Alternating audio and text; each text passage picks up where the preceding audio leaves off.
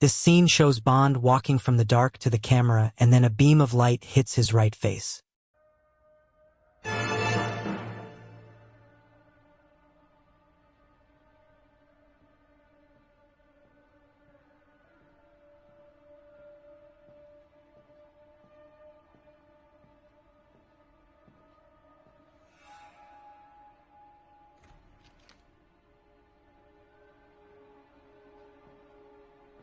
At the beginning, Bond's figure was outlined through the strong contrast between light and shade indoors and outdoors, and he was presented in a silhouette.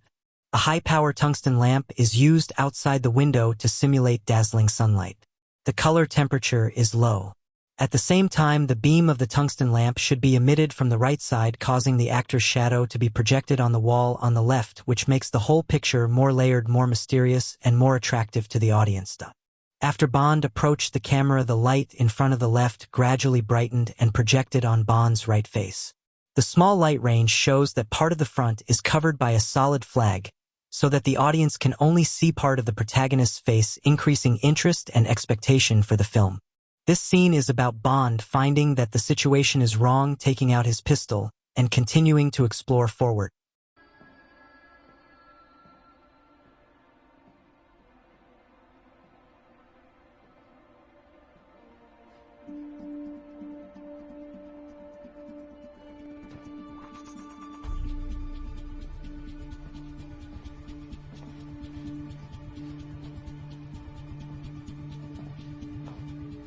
The light here is mainly emitted from two places. One is the wall lamp on the right side of the actor. As a sidelight, the tone is warm and the brightness is dark, and the other is the light source as key light is emitted from the crack of the door. The tone is warm and the brightness is higher. A little white light can be seen on the lower edge of the door frame, indicating that there is a lower light source on the right side of the room. This shot shows the layout of the house and the chaotic scene after the fight through Bond's subjective perspective. Directly opposite is the table lamp shining in the crack of the door, and then the point of view returns to the third person again after showing the space environment by shaking the lens. Here you can see that the light source in the washroom is emitted by two high-power lamps. This scene tells the scene where the agent's hard disk was stolen and Bond's teammates were also killed. Bond checked the house. Bronson's down.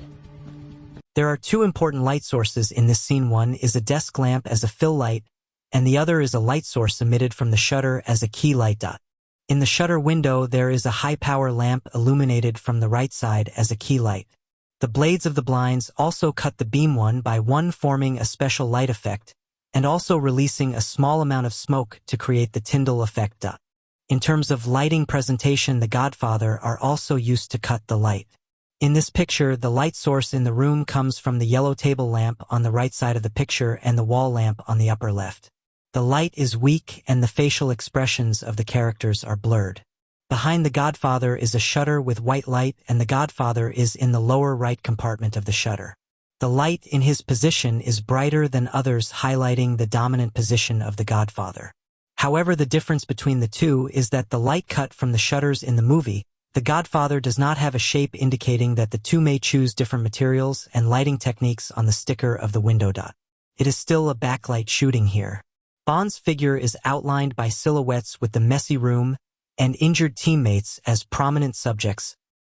This paragraph is at the beginning of the film, which plays a role in attracting the audience and laying the groundwork. At the same time, the dim light and the full face of Bond, which has never been seen, show Bond's mystery and his smart and vigilant personality.